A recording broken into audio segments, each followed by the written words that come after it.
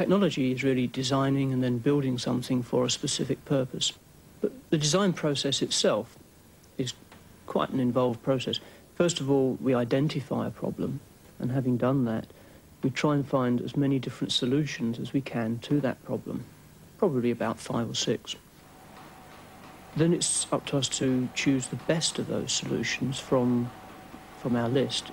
And by the best, I mean the one which fits in perhaps best with the school environment, something that we can actually realistically solve. We'll then try and build that and then test it, evaluate it, see if it actually does what we think it should do. And if not, we go back and start again. It's not turning it. That too can take quite a long time. And I think it's possibly one of the most difficult stages of the design, the actual evaluation, seeing if it does what it's supposed to do and how it can be improved. That's it, it's working.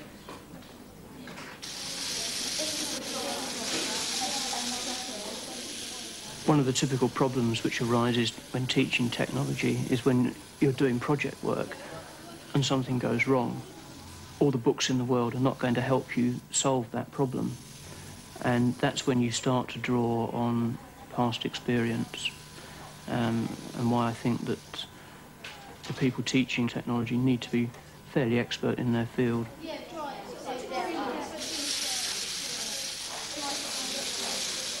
I think technology is really a subject in which we should be solving real problems, and using the background knowledge that we've accumulated from a whole variety of different subjects, which may be science, it may be things which have been taught specifically in a technology course. We can do a certain amount of design within science, but we are rather limited because usually we're trying to teach a specific concept, and therefore the equipment that we expect the pupils to use will all be laid out ready for them, which obviously inhibits the amount of design which is possible. This is 2.5, this is 3 newtons. Whereas in technology, we'll make a list of what we need for a particular problem, and then we'll go and get it. In order to do that, you really need special equipment and the right surroundings. And it's quite a large investment of capital in order to get technology working properly in a school. I think for pupils who want to go into an industrial or engineering environment, or maybe become some sort of technician, then they really should consider taking a science and technology.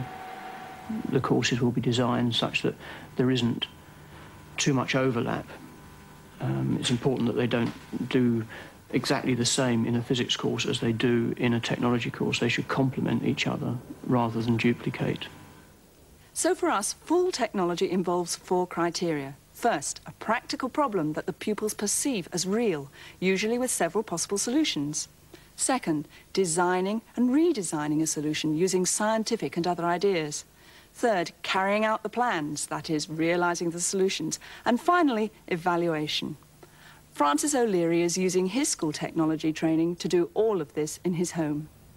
We had a healthy eating week at school, and our HE department decided to bring it into our lessons and say about the dietary goals and nutritional value. I thought this was a good idea, so I decided to bring it home and see if my family would like to try it. Right, here's the first one. I want you to taste it and see what you think. Well, we've done some pilot tests on apple crumble, and we've been thinking of ways how to improve the recipe.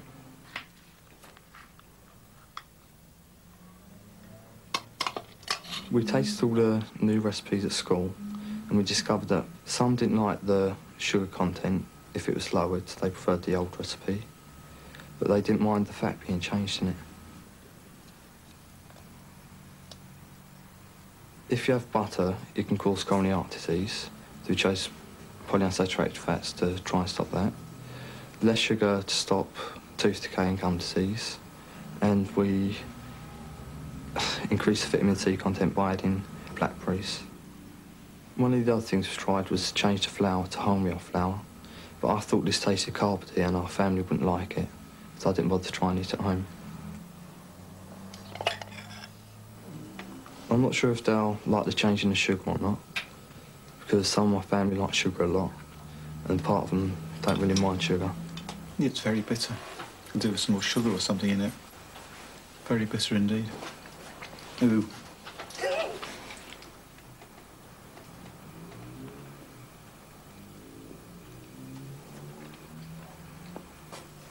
Do you like it? No, it's horrible.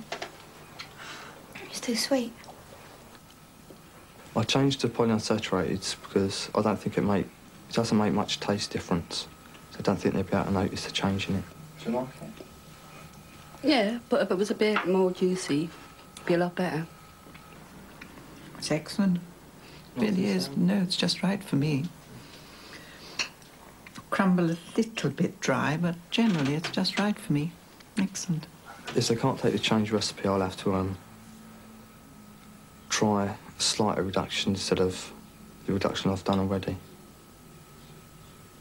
So it's a gradual increase in more healthy foods they're eating.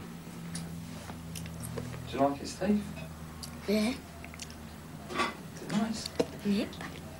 Science labs are not equipped like CDT or home economics, and science has the additional wider task of showing transfer of scientific concepts.